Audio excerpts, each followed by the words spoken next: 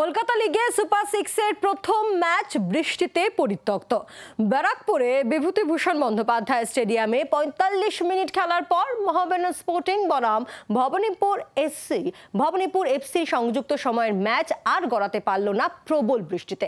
বাকি ম্যাচ বৃহস্পতিবার নৈহাটিতে। দেবব্রত নস্কর আজকের ম্যাচের রেফারি, সাইফুদ্দিন মন্ডল এবং উজ্জ্বল হালদার।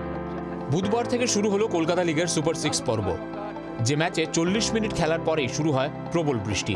৫ মিনিটের মধ্যেই ব্যারাকপুরের বিভূতিভূষণ বন্দ্যোপাধ্যায় স্টেডিয়ামের চারদিক জলমগ্ন হয়ে যায়। বল জলে ভাসছিল, ফলে ৪৫ মিনিটের মাথায় চতুর্থ রেফারি ২ মিনিট সংযুক্ত সময় দিলেও রেফারি খেলা চালাতে পারেননি। এই সময়ের মধ্যে মোহামেডানের দাপট ছিল বেশি। সাদা কালো শিবিরের ইশরাফিল দেওয়ান সহজ গোলের সুযোগ নষ্ট করেন, কিন্তু প্রবল বৃষ্টির পর আর খেলা শুরু করা যায়নি।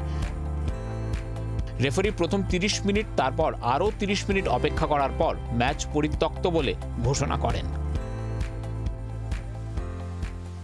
রুলস যেটা আছে ৩০ মিনিটের পর আবার রেফারি গ্রাউন্ড চেকিং করার পর দেখে গ্রাউন্ড আনপ্লেবেল কন্ডিশন। তারপর আবার আমি 30 মিনিট ওয়েট করার পর আবার যখন চেকিং করি তখন গ্রাউন্ড কন্ডিশন আগে যেরকম ছিল সেরকমই, কোনো গ্রাউন্ড কন্ডিশন কোনো ইমপ্রুভ হয়নি, যার ফলে 4টে কর্নার ফ্ল্যাগই জলে তলায় ডুবে আছে আর গ্রাউন্ড কন্ডিশন আনপ্লেবেল, যার ফলে রেফারি ম্যাচ অ্যাবান্ডন ঘোষণা করেছে।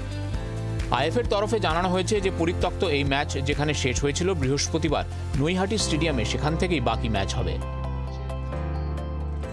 এই ম্যাচটা আগামীকাল আবার আমরা নির্ধারণ করেছি দিন, নৈহাটি মাঠে খেলা হবে এবং যেহেতু বৃষ্টির জন্য ম্যাচটা ক্যান্সেল হয়েছে, যেখান থেকে ম্যাচটা বন্ধ হয়েছে সেখান থেকেই আবার শুরু হবে। গ্রুপ পর্যায়ে প্রতি টিম যা পয়েন্ট পেয়েছিল সেই পয়েন্ট যোগ হবে সুপার সিক্সে। খেতাবের দৌড়ে রয়েছে 3টে টিম। ইমামি ইস্টবেঙ্গল গ্রুপ লিগে 12 ম্যাচে পেয়েছে 34 পয়েন্ট।